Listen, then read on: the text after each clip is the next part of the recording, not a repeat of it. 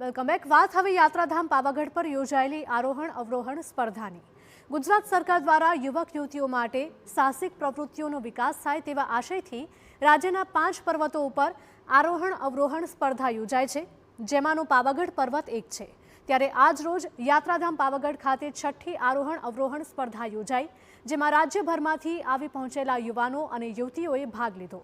આ સ્પર્ધામાં કુલ 141 સ્પર્ધકોએ ભાગ લીધો હતો, જેમાં ઓપન વય જૂથમાં 107 પુરુષ અને 34 મહિલા સ્પર્ધકો હતા. પ્રથમ ક્રમ મેળવનાર સ્પર્ધકોને 25,000 રૂપિયાનું રોકડ પુરસ્કાર પણ એનાયત કરવામાં આવ્યો. આરોહણ અવરોહણ સ્પર્ધા આ વખતે 6ઠ્ઠી વખત થઈ, જેમાં ગયા વર્ષે મારો પ્રથમ નંબર હતો. આ વખતે પણ મારો પ્રથમ નંબર છે ને ગયા વર્ષે રેકોર્ડ હોલ્ડ થયેલો, આ વર્ષે નહીં થયેલો, પણ નેક્સ્ટ ટાઈમ હું એવું ટ્રાય કરીશ કે મારો રેકોર્ડ હું જ હોલ્ડ કરું.